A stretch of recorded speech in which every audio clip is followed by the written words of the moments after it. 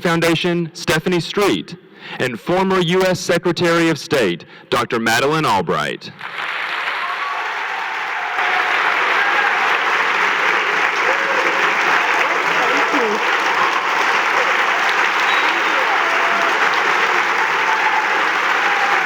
It's bright in here.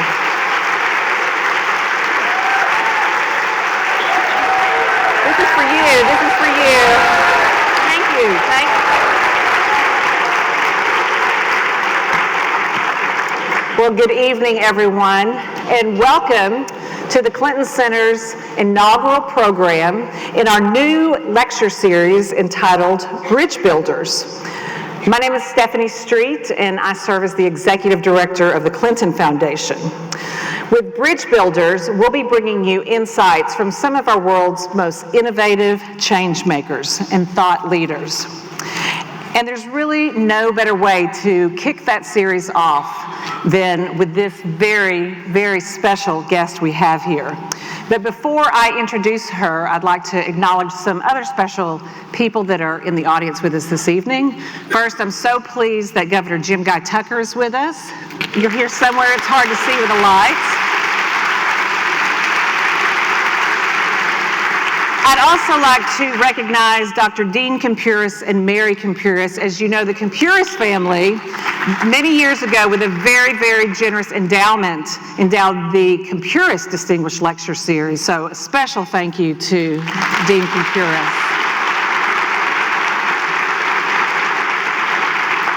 My counterpart, I call her my partner in crime, Terry Garner, who serves as the director of the Clinton Library, is in the audience this evening. I think Terry somewhere waved to us. Hey, Terry.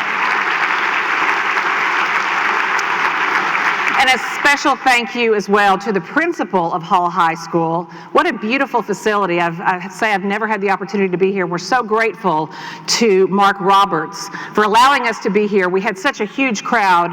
Within the first day, we knew that we were going to have to move this from the Great Hall. Secretary Albright, you're very popular. So thank you, Mr. Roberts. And finally, let me acknowledge another special group of people who've been in Little Rock, many of them since Wednesday. These are the Presidential Leadership Scholars, and they are here with the director of this program, Mike Hemphill, who is a colleague of mine at the Clinton Foundation. The Presidential Leadership Scholars are established leaders from all over our country. They have a very diverse network, and they are committed to collaborating and making a difference in our world by really studying through the lenses of four presidents: President Johnson, President George H.W. Bush, President Clinton, and President George W. Bush. They are here for the module focusing on President Clinton's leadership, particularly through the lens of vision and communication. So I'd like to ask them to stand. They all stayed over, Secretary Albright, so they could hear you again tonight. Here they are.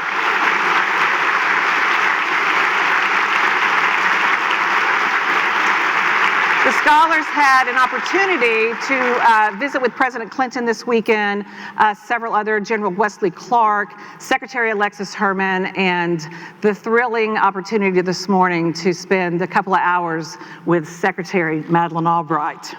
Now, she really needs no introduction.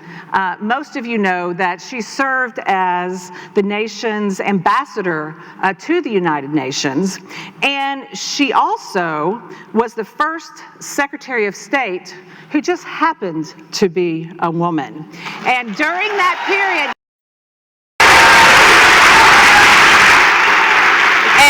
during her tenure, she was the highest ranking woman in the history of the United States of America. So I think we should give her another round of applause. Thank you.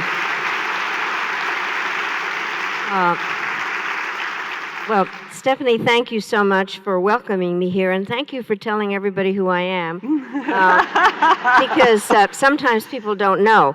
Not long ago, I was coming back from China, and Chicago was the first port of entry, and I was there getting undressed for the security people, and I put my stuff on the conveyor belt, and the lady behind me said, so where'd you get all those screw-top bottles? My bottles all leak. And I said, well, I got them at the Container Store. And then I'm going through the magnetometer, and the TSA guard looks at me and he says, oh my God, it's you. He said, I'm from Bosnia, and we all love you in Bosnia. And if it weren't for you, there wouldn't be a Bosnia. And you are welcome in Bosnia. And then he said, could I have my picture taken with you? So we did that. The whole line gets screwed up. Oh my goodness. I go back, and the lady of the screw-top bottle says, so what exactly happened here? And I said, well, I used to be Secretary of State. And she said, of Bosnia? So thank you. Oh my goodness. Well, let me also make one more acknowledgement. Again, as I mentioned, this is the inaugural lecture of Bridge Builders, and without the support of Colson Oil and Beth and Mike Colson, who are seated here, we would not have this opportunity. So a very special thank you as well to you all. Yeah. I have to say, the whole idea of the Bridge Builders is wonderful, because those of us that worked for President Clinton, he was always building bridges to the 21st century, and that was one of his big points. And I can tell you that in terms of a national security policy, he was, Yes. because he was thinking about what to do. By the way, I am the last Secretary of State of the 20th century and the first of the 21st. The problem is I started saying it kind of 6 months after I was named, which was presumptuous. Who knew that he was going to keep me for the 4 years? So he did keep me, so I am. But the bottom line... You were a bridge. Yeah, Yeah. and we talked a lot about what needed to be done in the 21st century, so... Well, I would like to ask you when the first opportunity came for you to meet President Clinton, and you've talked about, many times I've heard you talk about Little Rock being so special to you. Could you tell us about both of those? Well, the first time I met President Clinton was when I was working for Governor Michael Dukakis when he was running for president, and Governor Clinton at that time came up in order to prep him for the debates, and then we all went out to dinner, and it was interesting because Governor Clinton had gone to Georgetown, and I was a professor at Georgetown at the time. And so that was kind of our bond, and we stayed in touch in so many different ways. I actually did not work in his campaign because at that time I was running a think tank, and I had to offer what we were doing to everybody, but we definitely stayed in touch. And so the thing that happened was I was asked to do the transition for the Clinton administration with the National Security Council. And I had worked in the White House for President Carter, and I come back, and the guards recognized me, and they said, what are you doing? And I said, we're back. And what happened was I thought I might get a job in the administration, but I was getting slightly nervous because nobody was calling. And finally, on a Sunday, December 4th or 5th, I went to the office, and I'd check my machine every 5 minutes to see if anybody'd call. And Warren Christopher was running the transition, and finally a phone call came and said, you've got to come down to Little Rock, but don't tell anybody you're coming. I had to cancel, in a weird way, a party I was giving, all kinds of things. And they said, don't let yourself be seen. So I arrive, and I go to the Marriott Hotel, and I get into my room, and the phone rings, and it's CNN, we just saw you coming in. So I throw the phone down, and I keep waiting for something to happen, for somebody to call me to see when I was going to have my interview with President-elect Clinton at the time, and nothing, and nothing, and nothing. And so finally Warren Christopher, who was down here, asked me to have dinner with him, and he tells me that he's about to be Secretary of State, and he said, you have to go see the governor, the president-elect, and he offered me this incredible job of being ambassador to the United Nations. And one of the things he was very excited about the United Nations, and he actually said, and I checked this with him today to make sure I remembered it right, that if he couldn't be if he wasn't about to be president of the United States, he would have loved to have gone to the UN. And he really was so supportive, and that was the beginning of our relationship. And It was really fantastic. He made me a member of the cabinet and a member of something that's called the Principals Committee, which is the decision-making job. And my predecessors, Adlai Stevenson, was able to do that, but after that, others did not. And it was really a sign of how he saw how we would operate in the 21st century, and his faith in looking at institutional support for what we were doing. He's the one who said we were the indispensable nation, and I just said it so often it became identified with me, but there is nothing about the word indispensable that says alone. It means we need partners. Americans don't like the word multilateralism. It has too many syllables and it ends in an ism, but but basically it's just partnerships, and he believed in that and believes in it now, and so it was an honor to be our ambassador there. You're exactly right on partnerships. I mean, still, through the Clinton Foundation, I mean, that's frankly how things get done, through partnerships. And here in Little Rock, the Clinton Center, we have partnerships with the City of Little Rock, with the Convention and Visitors Bureau. You make better decisions and you have better outcomes when you're all working together versus working in silos. Well, you obviously have written a book, and we brought you here for a host of reasons. One, we love having you here, and I think this is maybe your 10th or 11th time to Little Rock, and I guess that was your first time when you came here to meet with the governor? Yeah. Well, I'd like to talk a little bit about the book, and I'm going to ask you a few questions about it. First of all, the book is entitled Fascism, A Warning. So I guess I'd like to ask you how you define fascism. Well, I define it, first of all, it's not easy to define. What happens is that it's a term that's kind of thrown around. If you disagree with somebody, they're a fascist. Or, in fact, if a teenage boy is not allowed to drive, his father is a fascist. And so I think a definition of it is not easy. It is not an ideology. It is a process for gaining and keeping power.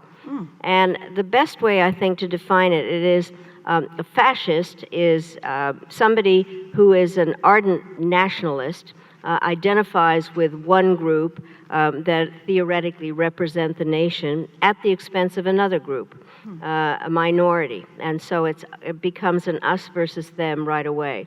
It's a very divisive kind of power-taking.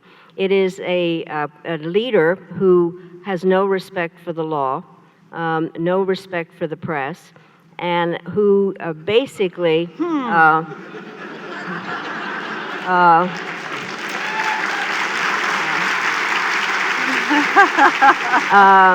who likes large rallies, who knows how to use propaganda, and thinks that he can solve every problem. Well, in examining fascism, I know that you're especially fond of a Mussolini quote about plucking a chicken feather by feather. What does that mean? Well, first of all, I think what's interesting, I decided to do the book from a historical perspective. And Mussolini was the first fascist. The word comes from a set of kind of rods that are fasces. And he was the original fascist. He came into power because there were genuine problems in Italy after World War I. They had fought on the side of the Allies, but were not recognized properly. People were dissatisfied, unhappy. And he was somebody that was an outsider that was able to kind of gather their spirits. And the part that's interesting, and this is something that comes up throughout my book, he got power constitutionally. King Emmanuel, who was weak, named him. And so he took small steps. And he did say, if you pluck a chicken one feather at a time, nobody will notice. And so I decided that it was important to talk about it. And there's a lot of feather plucking going on. By the way, you can't say those two words too quickly together. I will not say it.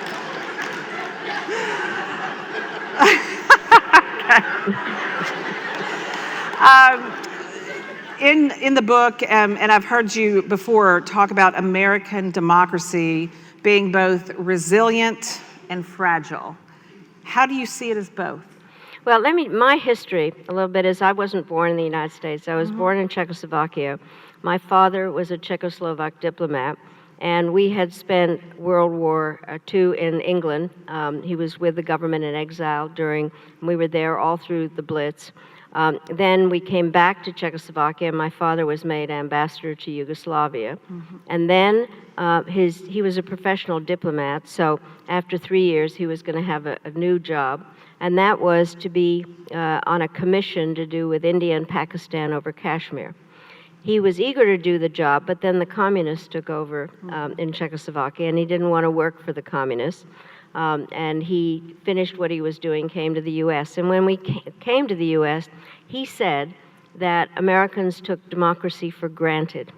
And he talked about the problem of that, so the fragility of it. And it is fragile. But it also is resilient because we're able to correct our mistakes. And so it is that combination. Now, there's some people who think my book is alarming. It is supposed to be alarming because I am concerned about some of the things that I see around the world, and I go through what is going on. By the way, Hitler also came to power constitutionally. I talk about a number of countries that I am concerned about: Hungary, Poland, Turkey, the Philippines, Venezuela, and there everybody came to power by being elected. And so I'm trying to figure out what are the conditions under which fascism takes a hold. And it is an unhappiness and dissatisfaction, and a leader who, rather than finding common answers, does everything to exacerbate the divisions. And that is also one of the major descriptions of a fascist leader.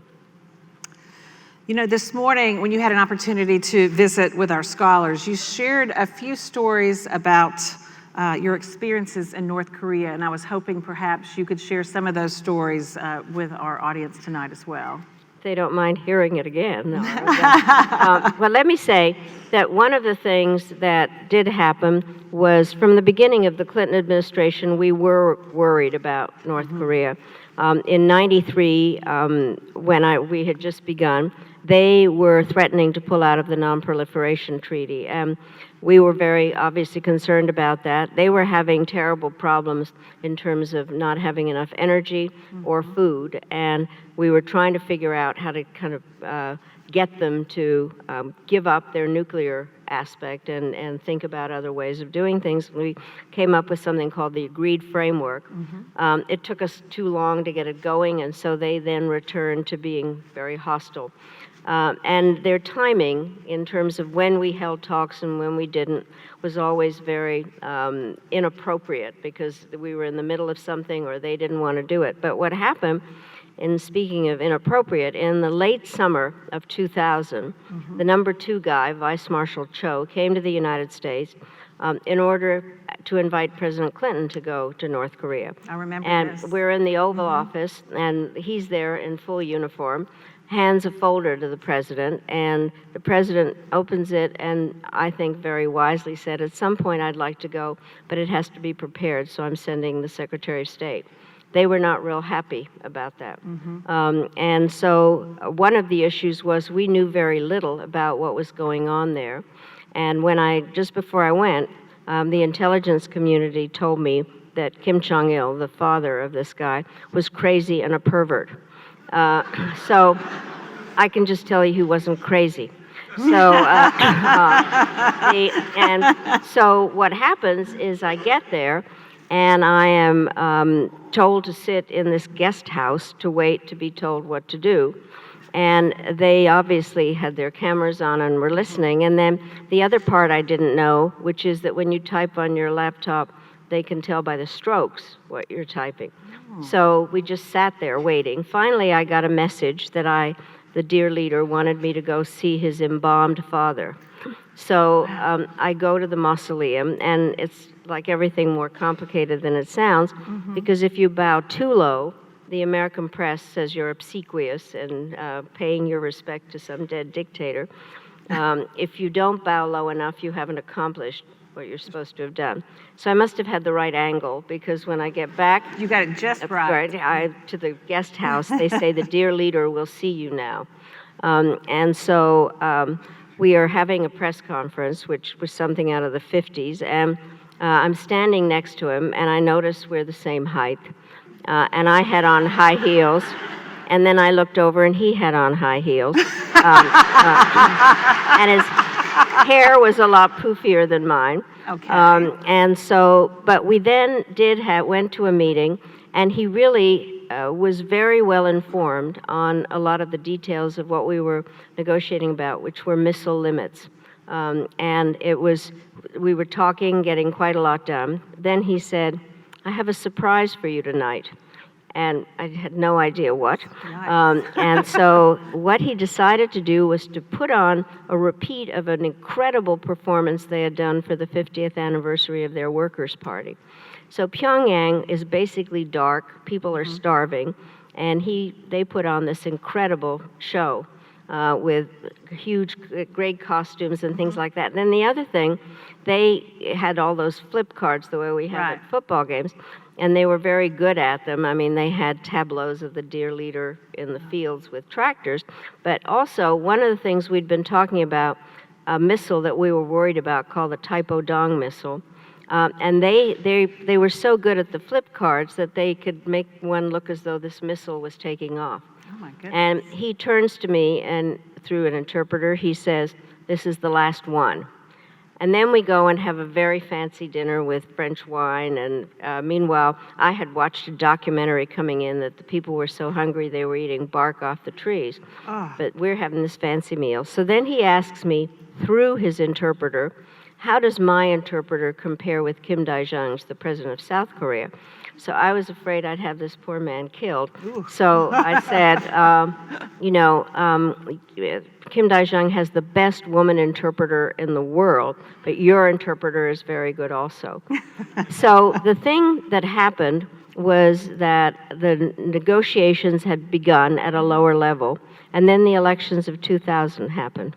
And we were trying to figure out whether the brief would be picked up. I went to see Colin Powell, who was about to be Secretary of State. I briefed him on it, and he was very interested in continuing what we were doing because they had already begun to talk about everything. And he was going to do it, and then there was a headline in the Washington Post that said, "Powell to continue Clinton policies on North Korea." He was hauled into the Oval Office and told no way. Now, the thing also, Kim Jong-il had said we could keep our troops in South Korea, which was a big deal, and yet this was all cut off. And I hold no brief for the North Koreans, but we were in the middle of talks. Now, I do take responsibility for Dennis Rodman because there is something that the CIA did tell me was that Kim Jong-il loved basketball. So I took over a basketball autographed by Michael Jordan, and it's in their Holy of Holies, so they must think that basketball players can do a lot of different things. But I do think we missed an opportunity. I do think also, I've been asked recently what I think about what's going on. Did I think that the Singapore summit was a win-win or a Kim win? It was a Kim win, because we canceled exercises with our allies, the Japanese and South Koreans, without consulting with them, and didn't seem to get much in return. I have no idea what happened in Hanoi. I think it was better prepared than the Singapore one, but the newspapers today say that Kim Jong-un is going to Moscow. And so there are questions about what kind of support he's going to get from the Russians in order to avoid whatever sanctions we have. Wow. Deploying the military is really one of the most important decisions a leader can make.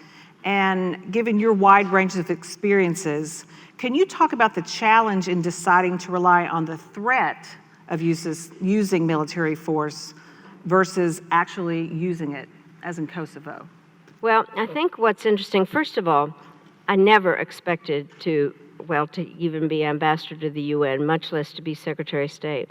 And it never occurred to me that when I raised my hand at the UN or then later in the sit room, that I would be sending people to war. And various things that I truly had never thought of. When I was at the UN, I went around a lot and met with our troops as they were deployed. I made a point always of looking at their names, and Then one of the things I loved was going to the military academies, and when they gave parades in my honor, I loved that. And I tried to make eye contact with the cadets or the midshipmen. Of course, they're trained not to do that, but I really felt that I needed to know what was going on. Right. I think that one of the things, I teach a course at Georgetown, and I say foreign policy is just trying to get another country to do what you want. So what are the tools? And my course is called the National Security Toolbox. And even though we're the most powerful country in the world, there are not a lot of tools in that toolbox. There's bilateral diplomacy, multilateral diplomacy, then the economic tools, trade and aid and sanctions, and then the threat of the use of force, intelligence and law enforcement. That's it. And statecraft is trying to figure out which tool you use when. And so sometimes in order to get diplomatic action, you do need the threat of the use of force. But I was told that you can't threaten the use of force unless you're prepared to use it. And so you do have to think through the consequences of it. And it is not easy to figure out how to do that. I think that Kosovo was the major. By the way, I thought when I was ambassador at the UN that it took us too long to do something about Bosnia. I did have one of my more difficult conversations in life was when I thought we needed to use force earlier in Bosnia, and we're in Washington, and what had happened was that General Powell was the chairman of the Joint Chiefs. He was a carryover from the previous administration. We were all new. He would come into meetings, big, handsome man, full uniform, the hero of the Western world for having won the Gulf War. And I, as a mere mortal female civilian, said... The most powerful. No, Yeah, definitely. Not yet. And nobody is better at briefing than the Pentagon. I mean, they have 3D, and then Colin Powell had a little red indicator, and he would lead us and say, you know, we can do this in Bosnia. And then he'd say, and what are you going to say to Sergeant Slepchak's mother when he has died as a result of stepping on a landmine? And I had the temerity to say, Colin, what are you saving this military for? And he got furious at me. And so then he leaves, and General Shalikashvili comes in, and we do use force, and we win. And so Colin Powell wrote a book, and in it, all of a sudden I get a call from a reporter saying, what do you think about what General Powell said about you? And I said, well, what did he say? He said that he had to explain patiently to Ambassador Albright that our soldiers were not toy soldiers, and that she practically gave him an aneurysm with her statements. So I called him up and I said, Colin, patiently? And he said, yes, you didn't understand anything. So then he sent me his book, and he signed it with love, admiration, etc., patiently, Colin. And then I sent him back a note with love, admiration, etc., forcefully, Madeleine. But I do think that one of the hard parts was deciding to use force in Kosovo. And it was definitely the right thing to do. And my partner in all of this was General Wesley Clark. And he made all the difference because he was the supreme Allied commander. But the main thing, obviously, was President Clinton. And we had quite a few arguments internally. By the way, the Secretary of State can say, I want to use airplanes and do some bombing, but we have no planes. And so it takes the Defense Department. Right. And so there were terrible arguments internally with the Defense Department because they didn't want to do it. But President Clinton did. And I will never forget, as long as I live, when the night the bombing started, President Clinton called up and he said, it started, Madeleine, we're doing the right thing, right? Yes, Mr. President, we're doing the right thing. We are doing the right thing. And so then what happens is the weather was bad. The Serbs had put out decoys. And then I come into my office about 4 days later, and my exec says, sit down. I said, what's the matter with you? He said, just sit down. And I said, seriously, what is the matter? And he said, we've just bombed the Chinese embassy by mistake. And so everything kept going wrong. And they were starting to call it Madeleine's War. When we won, they called it something else. But the bottom line is, though, and I love going there, and there's a whole generation of little girls in Kosovo whose first name is Madeleine. And they really are grateful to us and to General Clark for everything that he did. And it was the right thing to do, and President Clinton was right to listen to us, despite the fact that there were some who fully disagreed with it. We did the right thing. You and General Clark have a special relationship. He's a graduate of Hull High School. Yeah. How did you meet General Clark? Well, I met General Clark because his son was my student in the 80s at Georgetown. And then General Clark became my military advisor when I was ambassador at the UN, and it kind of went on from there. And we really have been very good friends ever since. That's terrific. Well, you referred to a toolkit and the things you had in your toolkit. One of the tools that I remember, a tool that you used to send messages, your pens. And as you remember, the last time you were here was for the opening of Read My Pens. Yes, that was a great exhibit, and we still have replicas of your pens in our museum store. But I'd like to ask you, how did you decide to do that? Or was there a particular event or person that you were trying to send a message to when you decided to start wearing pins to send signals to people? Well, I clearly like jewelry. Yeah. So what happened, I got to the UN, and I was an instructed ambassador. And what had happened was the Gulf War ceasefire had been translated into a series of sanctions resolutions. And I was instructed to make sure the sanctions stayed on. So every day I said something terrible about Saddam Hussein. He deserved it. He'd invaded Kuwait. And all of a sudden there's a poem appeared in the papers in Baghdad comparing me to many things, but among them an unparalleled serpent. Whoa. So I started wearing a snake pin whenever we talked about Iraq. And so you've seen how the ambassadors go out and talk to the press, and all of a sudden the camera and a reporter says, "Why are you wearing that snake pin?" I said, "Because Saddam Hussein compared me to an unparalleled serpent." And then I thought, well, this is fun. So I went out and I bought a bunch of costume jewelry to depict whatever I thought I was going to do on a given day. And on terrible days, I wore spiders and carnivorous animals, and on good days, I wore flowers and butterflies and balloons. And the other ambassadors began to notice, and so the first President Bush had said, "Read my lips, no new taxes." So I said, "Read my pins," and that is how it started. And so it really got to be a good game. One of the things that happened, for instance, was that the Russians were bugging the State Department. And we found the guy outside listening to us. And so we did what diplomats do, which was demarche Moscow. But the next time I met with the Russian foreign minister, I wore a huge bug. And he knew exactly what I was doing. But I have to tell you about a time that pins got me into trouble and pins got me out of trouble. Oh, please. So what I think some of people may remember, it was the 60th anniversary of NATO, and there's this crazy picture of President Clinton, Bill Cohen, the Secretary of Defense, and me sitting on a sofa, and somebody started the Hear No Evil, See No Evil monkeys. We looked like crazy people. It appeared in Time magazine. So then we're on our way to Moscow in the summer of 2000 for a summit, and I happened to have found 3 monkey pins. So we're walking in, and President Putin says to President Clinton, "We always notice what pins Secretary Albright wears. Why are you wearing those monkeys?" And I cannot believe I did this. I said, "Because I think your policy in Chechnya is evil." And he got furious at me, rightfully. President Clinton looks at me like, "You're the chief diplomat and you've just screwed up the summit." So that's when they got me into trouble. But they also got me out of trouble, which is I actually invented the art of diplomatic kissing.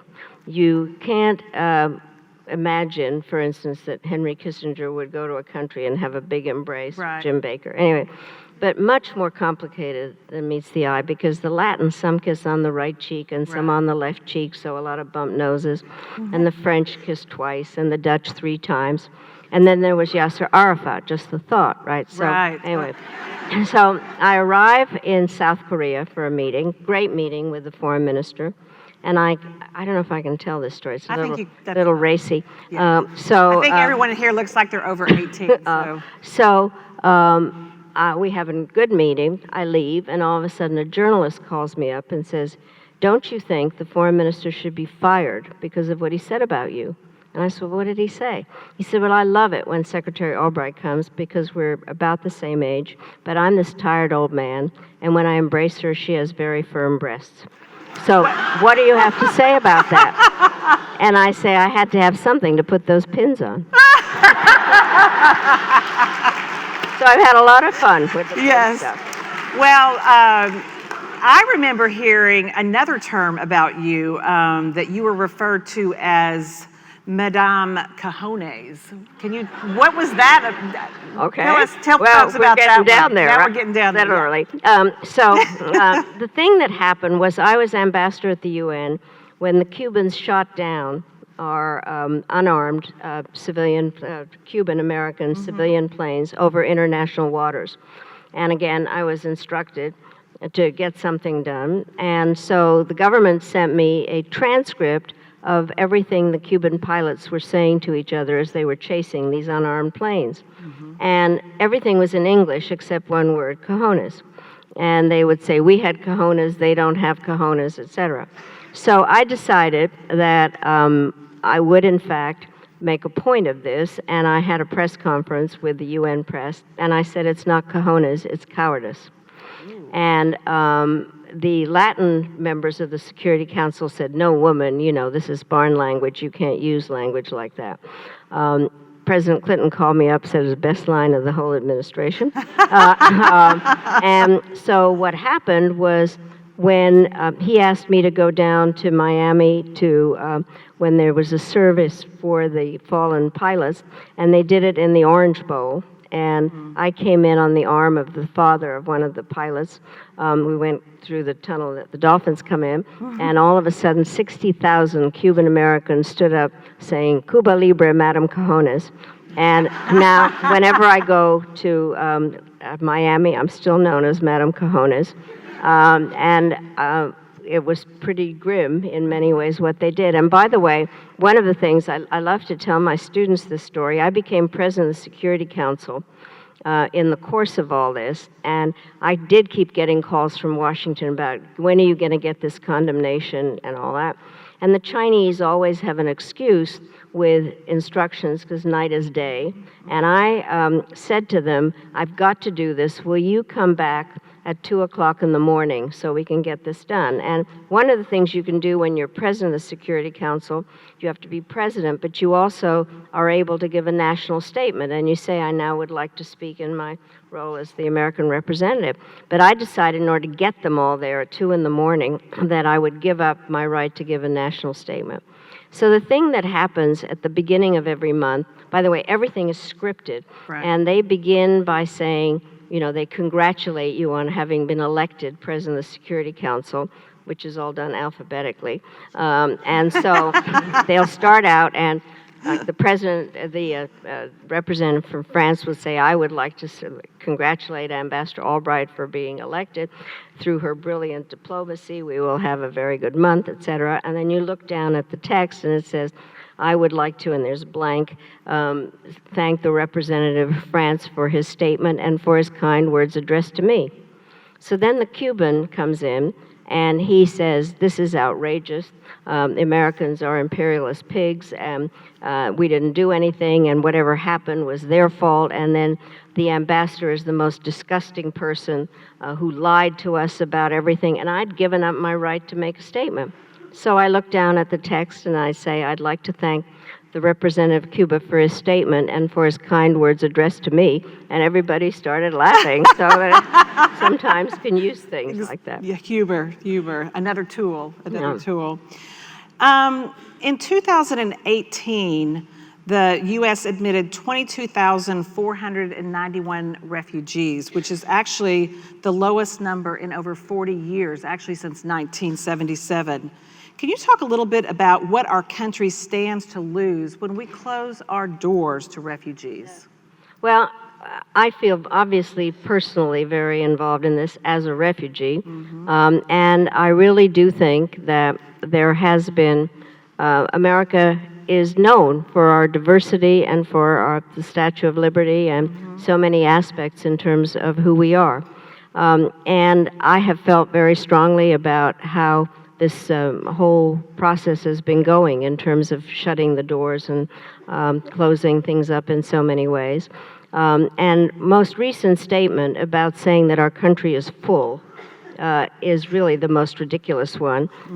And I have obviously flown across the United States many times and also driven across the United States. We have plenty of room. So that is very... I also do think that it undermines our position in so many ways. One of the things I was at some meetings in Amman, Jordan, 4 or 5 years ago, and went to the refugee camps there. And then King Abdullah of Jordan said, you know, this is as though the United States had 40, the number of refugees that they had in the camps and out of them was as if the United States had taken in 40 million refugees. So then I saw King Abdullah a couple of years later at the Clinton Global Initiative, and I said, I'm always talking about the 40 million.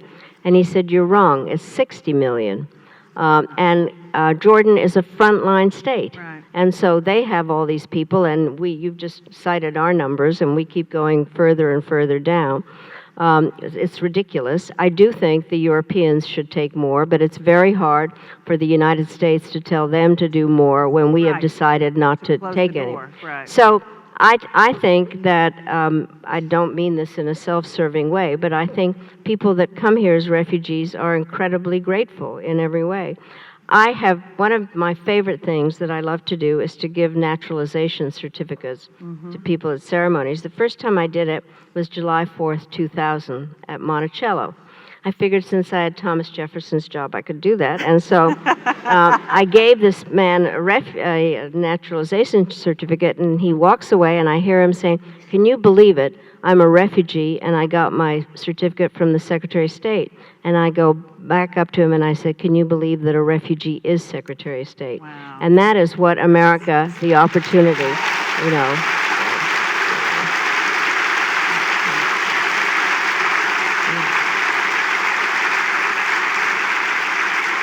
You talked about being a refugee. You were born in Czechoslovakia, lived in Britain during World War II, returned to Prague, and moved to Belgrade before eventually immigrating to the United States with your parents. You were fairly young during those years. Can you talk a little bit about how living in each one of those places shaped your outlook on the world, both personally and politically? Yeah.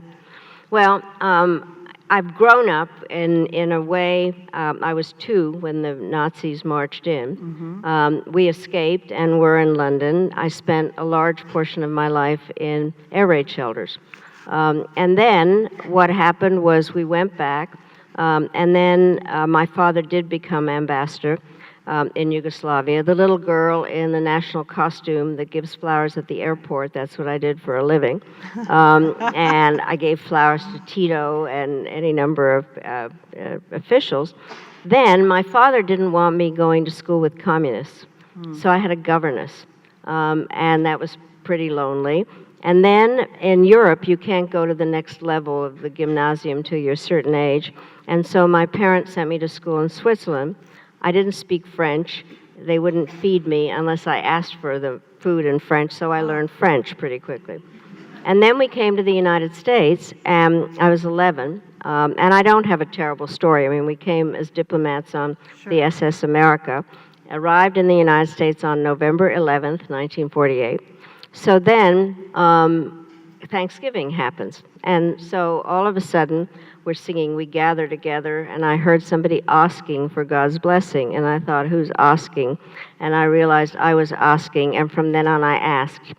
Because the main thing about me is I have always wanted to fit in, which hasn't been easy given all the moving around. I spoke Czech and French, and I understood Serbian and spoke English, but I wanted to speak American. And so all I wanted to do was to be an average American. Not easy. What had happened was my father defected and asked for political asylum. And at that stage, the Rockefeller Foundation was finding jobs for Central European intellectuals or whatever. We ended up in Denver. My parents had no idea where Denver was. And we bought a car and started driving across America. And my mother said, they say Denver's the mile-high city, but we're not going up, so maybe we're going the wrong direction. I wanted desperately to fit in, and which was not easy given my parents. My mother was this delightful nut, and she read palms at dinner parties to people with no kind of control over what she said. And she would sit next to some man while his wife was on the other side and say, "You're going to have many affairs." And she said, I would have 3 sons. I have 3 daughters. So she never got that right. But my father also wanted to fit into place in Colorado, which meant fishing. The only problem was he went and fished in a coat and tie. So, I mean, I spent my life trying to be an average American and had these ethnic parents. But I do think that the effect of everything is I understood history because my father also was a professor. And for me, and it has been dispositive, which is America wasn't there during, which was the watershed event for Czechoslovakia, the Munich Agreement. The British and French made a deal with the Germans and Italians over the heads of Czechoslovaks and sold the country down the river, and America wasn't there. And then when I remember as a little girl when the Yankees came and everything changed.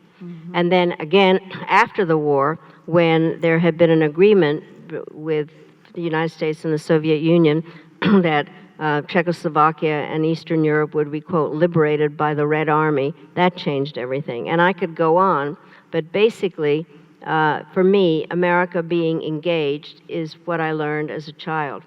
And one of the reasons I wanted to write this book was I could see what happened when fascism came to Czechoslovakia and the number of people who died as a result of the divisions and the need for a scapegoat and any number of things. So yes, my background really did affect everything. And I do, when I teach, I do tell my students that one of the important things is to know who is doing who is involved in the decision making, what is their background. And then I had an interesting time talking with President Clinton about this today, the need to put yourself into the shoes of the person on the other side of the table, where he would make very clear to all of us that what we needed to do was understand what the people, you didn't have to have a zero sum. It would be better if both sides could win. Right. And that's interesting you bring that up because we've had a lot of conversations over the last few days with our scholars about leadership and how important it is to see things from another person's perspective. And I think, you know, President Clinton has always credited with being very empathetic and being able to, make connections with people.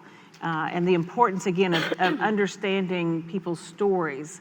Can you talk a little bit about sort of your own leadership style and any observations about President Clinton's leadership style when you served together, and maybe how your leadership style has evolved and how you've seen his leadership style evolve? Well, he's a born leader. I was not. But watching him really have that capability of putting himself into other people's shoes and being able to talk about anything to anybody. By the way, one of the things I had fun today with the scholars, because I was asked to compare President Bush to President Clinton. And one of the things... Which one? The W, because we were down at... one of the things that happened, I don't think it's a secret to anybody, President Clinton was always late. And I probably know that better than anyone here. And it was practically impossible to come late to a meeting in the White House. But then what happened, I was down at in Dallas at the meeting, and there was a seminar, and I was supposed to summarize everything. And there was an empty chair next to me, and all of a sudden President Bush comes in and sits down, and I'm kind of flummoxed. And I actually said, Mr. President, I worked for a president who was always late, and you're early. Early. You know, but I do think that one of the reasons that President Clinton was always late was that he got totally into the subject matter that was going on and would love to have meetings. First of all, he liked being briefed about what we were going to be talking about. He wanted as much information as possible. And then when the person came, he knew how to pull it all together and to be able to put himself into the shoes of the other person. We had spent a lot of time in terms of, I loved watching him negotiate and kind of work the way of understanding what was going on the other side.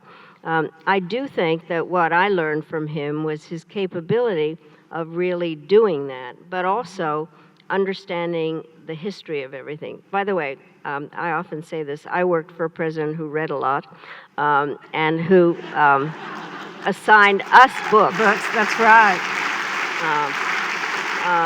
And so one book that he assigned to me was a book about the Middle East called The Peace to End All Peace, which is a great history of the Middle East. And so it was always fun to have discussions with him. It was kind of like a book club, but it really, the fact that he knew so much meant that those of us that worked for him tried to live up to his standards, and I think it really did make a difference. I kind of learned my leadership I was kind of, while I was trying to be a good American child, I still was fascinated by international relations. So in high school, I would start an international relations club and make myself president of it, and make people come to it. Then, what was interesting, I went to Wellesley, as did Hillary, and she's 10 years younger than I am, but we had a lot of fun talking about the fact that at a women's college, you do have all the leadership roles. And I think that a lot of us learned at that particular phase. But I think that it's very hard, I think, to describe leadership skills. I think it's more kind of a matter of having respect for the people that you're dealing with, trying to understand where they're coming from, and then giving them the confidence to know that they should and can make a decision. But I always find that a hard part kind of to articulate, but I do know that putting yourself into the other person's shoes is absolutely essential.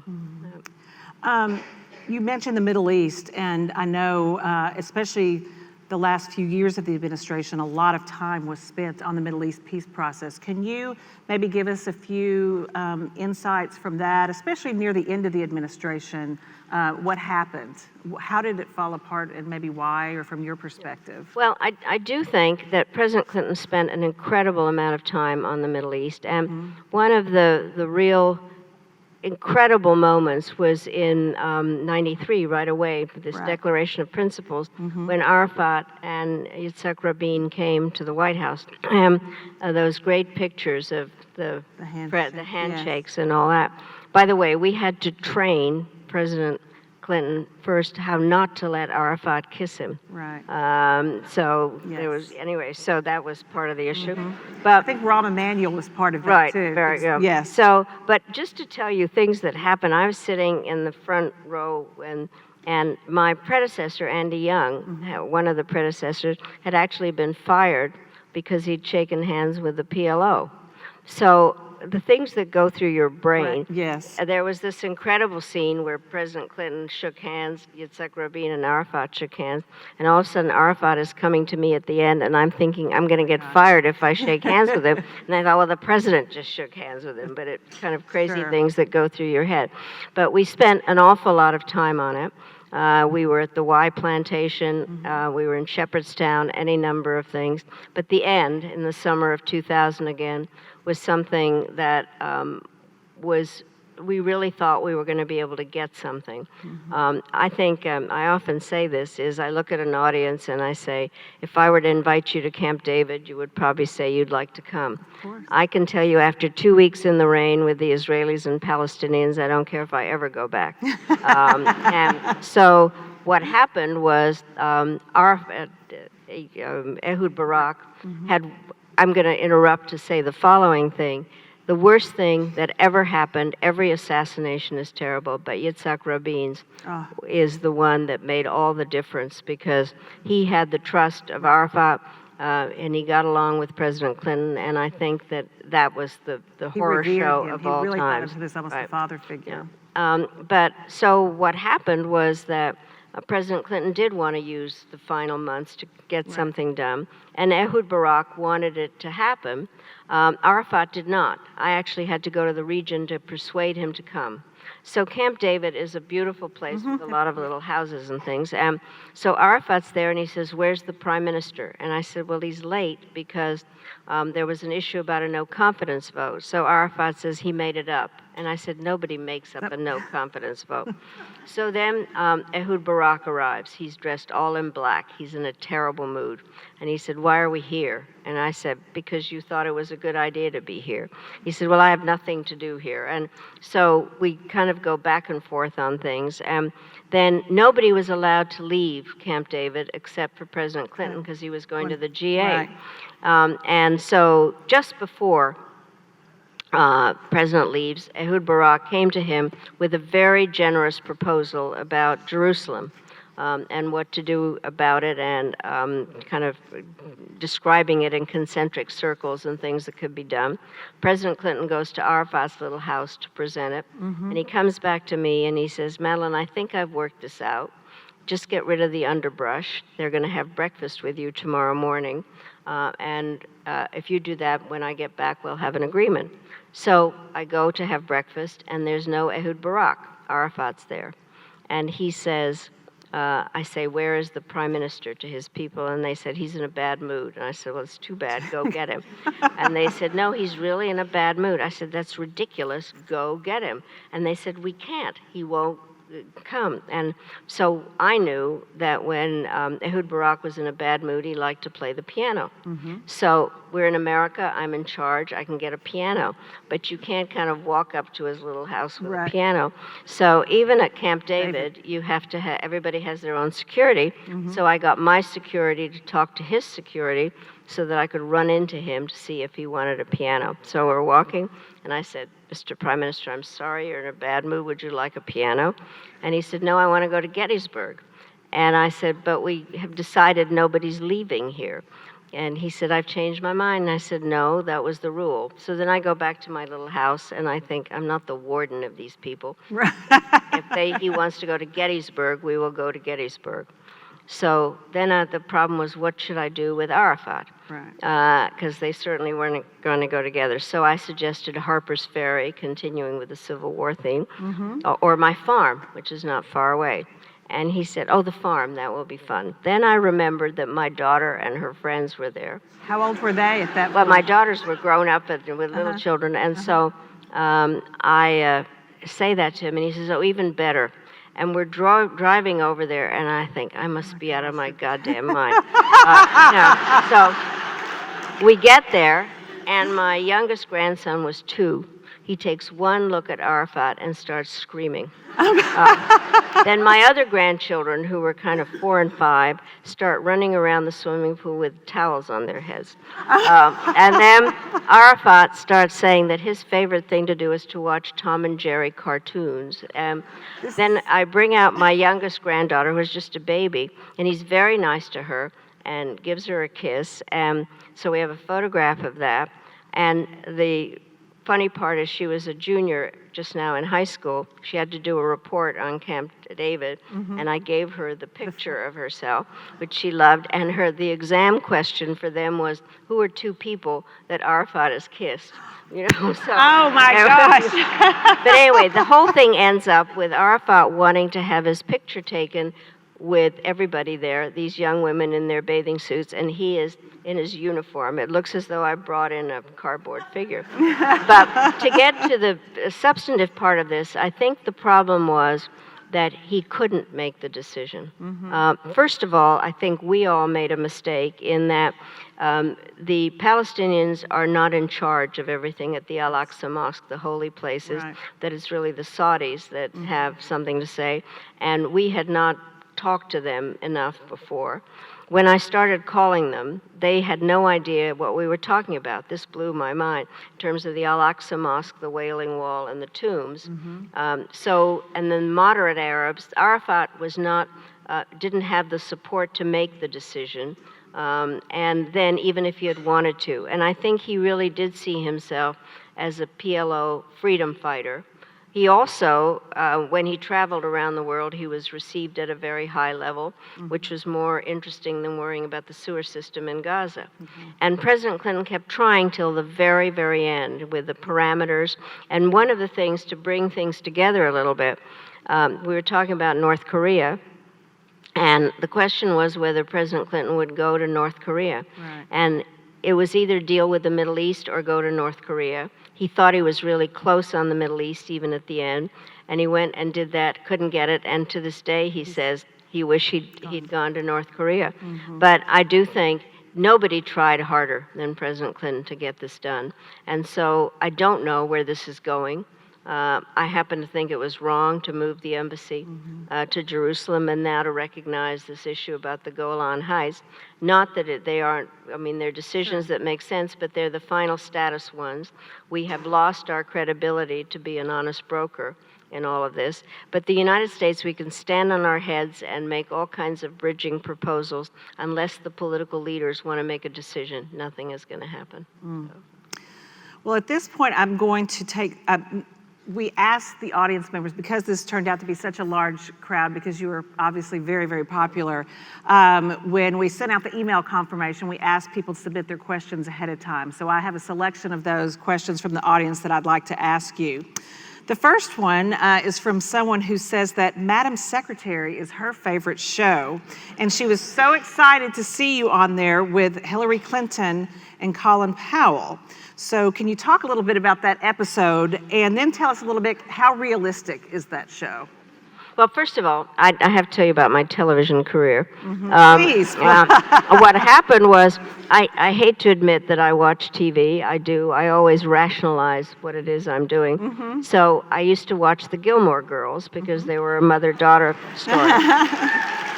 So I get a phone call saying, from the producers, would I mind if somebody played me? And I said, yes, I would mind. I want to play myself. And I rationalized that because Rory had left college, and this was supposed to be the episode to get her back to college. And so it repeated a scene that they did every year on Rory's birthday, which meant you had to really memorize the lines. So I do that. Then my daughter, my youngest daughter, who actually looks a lot like Rory, says, Mom, you weren't acting, you were playing yourself. So that was my first time. Then I was asked to be on Parks and Recreation because Amy Poehler had a picture of me there, and apparently there was some episode where somebody wanted to date her, and he said, is that your grandmother? And she said, anybody who doesn't know who Madeleine Albright is, I'm not going out with. So that was that. So then, Madam Secretary. So what happened was, initially, Taya Leone called me up, and she said, I need to meet you and talk about what it's like to be Secretary of State.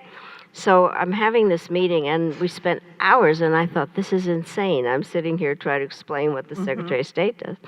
So then the writers were interested in what we were talking about. And then I was on an episode by myself, and it took forever to do.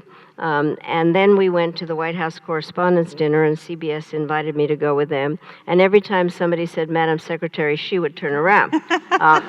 So then what happened, we did this thing of the three of us, which was really fun. It was completely scripted, and they didn't tell us what the end was, and I now know why it was scripted, because it all fit into the speech that she makes at the end. But I got away with an unscripted line. As we sit down, she has called us in because something horrible has happened, and I actually said, it is very nice when the Secretary of State calls her predecessors to consult. We used to do that all the time, and they left it in.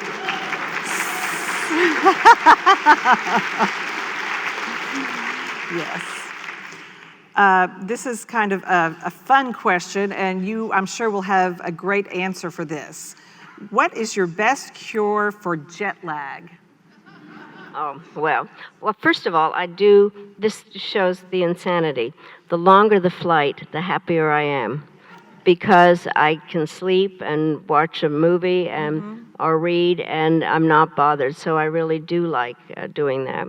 I do sleep through the magic of chemistry, but it really is good. But I decided I ignore jet lag, and I try to figure out whatever time frame works for me. I either am into wherever I came from or where I'm going, but I try very hard to ignore it. The part that I think, and I learned how to do all this when we were in office, because you have to sleep and wake up and start being functional on command, and you can't afford to have jet lag. What I think is interesting, it helps when you've traveled and you're abroad not to fall asleep during a meeting if you're the one that's talking. That would be helpful. But it is difficult when you are not, and so there would always be, you would understand this exceptionally well, that people always want to be in the meeting. Oh, yes. Right? And then, so everybody was always arguing about being in the meeting, and then I'd look out at our delegation and they would all be asleep, you know. But I think it was something, I am now able to have the life I have because of who I was, so I learned how to sleep on command and wake up and be functional on command. That's pretty important to stay awake, I'm sure. This is an interesting question. 2019 is a major year for elections. What countries do you think we should be watching closely? Well, I think, first of all, Israel, in the next few days. Yeah. I think that we need to keep track of what's going on in Venezuela, election or no election. I think that throughout Central Europe, there are a number of different elections. And I think it's a good question because, as I said, the countries that I write about, everybody was elected. And so I do think we need to watch the variety of elections and also various anniversaries. There are a lot of anniversaries. We've just had one on NATO. Right. And there are a number of those because they allow you to make statements and sort out what you need to say. But I think we need to watch not just the elections themselves, but the lead up to elections. And obviously, I think we need to keep track of things that are going on in Europe, but we also need to know one of the really important elections coming up is in India, and there are questions about some of the, one of the things, by the way, when I teach, I do a role play. When I invented the scenario in the fall, it was about India and Pakistan. I didn't realize how real it was really going to be. And so the Indian elections that are coming up with some of the things that have been happening between those countries. And so kind of open eyes all the time on it. This question is also very timely. It talks about, today we live in a world that is driven by the 24-hour news cycle. Technology can instantaneously connect us via a single tweet, a FaceTime session, or an email. What kind of effect does this, and more broadly globalization, have upon the spread of fascism? Well, very real, frankly. I think partially, if I go back in the definition of fascism, which in terms of propaganda being used, and then trying to divide people according to whose fault it is, the scapegoat aspect, and then a set of kind of making clear the divisions that are going on, rich, poor, developing countries. So in many ways, the thing that I think is interesting is generally how information has changed diplomacy, because before you actually had a little bit of time to think about something, and now people have information instantaneously and want some kind of a reaction. It also, technology has had a huge effect, to go back on elections, for instance, or on policy. One of the things I often like to talk about is the Arab Spring, what happened. People were motivated to go to Tahrir Square on the basis of social media. And they get there and they have no idea. Everybody's kind of in their echo chamber. Then I'm the last person to ever say this, but elections were held too soon. The Muslim Brotherhood was organized. The people in Tahrir Square were not. The political system was all disaggregated because they had gotten their information separately. Then I kind of made up this older guy who's out in the suburbs and wants to come into Cairo to open his stall in the marketplace. Cairo is still a mess. He says, to hell with this, I want order. And all of a sudden, they have a military government again. So social media has had a huge effect in spreading the word. And then, I have to say, we forget who we're dealing with. President Putin is a KGB agent, and he knows how to use propaganda. And what he has done is militarized information and is systematically trying to separate us from our allies and undermine the democracies. And so it has really changed everything. And I think we haven't adjusted ourselves to dealing with the disruption of technology. So. This next question is about leadership, and the questioner talks about the fact that you've had a tremendous career, you've held a number of leadership positions throughout your life, and they would like you to talk a little bit to the young leaders in our audience and any advice you may impart with them. Well, first of all, let me just say I think as I have went in writing the book and then talking about, I keep saying, you know, we all know how to do see something, say something. I've added to that do something. And do the kinds of things, ask questions, what kind of leaders we really want, but also to make clear when things are going the wrong direction and that people also need to run for office, and those of us that aren't running support those that do. And then I think talk to people with whom you disagree. I don't like the word tolerance because that's tolerate, put up with. I think it's more trying to respect what is going on. But then I've said there's never been a book written or a speech given that doesn't quote Robert Frost. So one I like is the older I get, the younger are my teachers.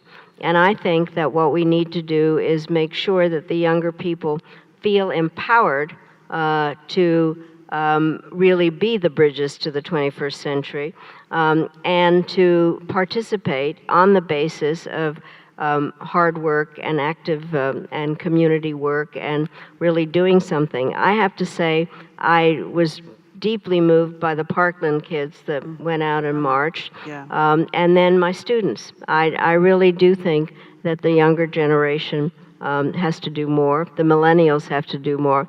I'm a perennial, they are millennials. But I think that it is very important for the younger people to get involved. And so I keep urging that to happen. I think the worst thing would be is if people, the younger people decide they can't do anything, because we are counting on them to be the bridge builders and to help get us out of some of these things and understand. The thing that I have really said, and something has to do with the whole technology thing you were saying about, we live in a completely new era. And the organizations that we have don't work. People and organizations at the age of 70 need a little refurbishing. And I think that we need to be helping the young people deal with us in order to try to figure out what can be done. But we are depending on them to be involved actively. And to be a citizen is not only a privilege, it's a responsibility. And so I hope they really get out there. Well, the final question I'm going to ask, because as you just beautifully talked about and throughout this conversation, we've kept referring to building bridges.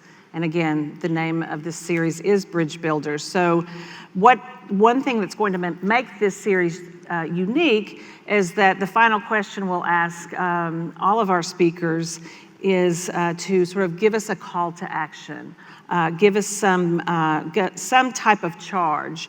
And you may have more or less answered that in the question I just asked you about young people, but more broadly, if you could talk or tell us, or tell the folks here in this audience, everyday people, what can the average person do to stand up against fascism and to contribute to protecting our democracy? Well, one of the things, and I had wanted to do, I didn't know that it would work on the last question, is to, in my book, I say that it's very important to ask the right questions so that you get the right leaders. And they are the following. Do these leaders cater to our prejudices by suggesting that we treat people outside our ethnicity, race, creed, or party as unworthy of respect? Do they want us to nurture our anger toward those whom we believe have done us wrong? Do they encourage us to have contempt for our governing institutions, the independent media, and the courts? Do they go beyond asking for our votes to brag about their ability to solve all problems and satisfy every desire? Do they solicit our cheers by speaking casually and with pumped-up machismo about using violence to blow enemies away? Do they echo the attitude of Mussolini? The crowd doesn't have to know. All it has to do is believe and submit to being shaped. Or do they invite us to join with them to build and maintain a healthy center for our societies, a place where rights and duties are apportioned fairly and all have room to dream and grow? And I do think that the answers to these questions, I think, are part of a charge, is to really be thinking about what we can do. And I know the social contract in many ways is broken. People gave up individual rights to be protected by the state, and both sides have a duty. The state to protect the people, and the people to be citizens that participate and understand that that's our responsibility. We can't expect things to happen if we don't participate, and it's a privilege but also a responsibility.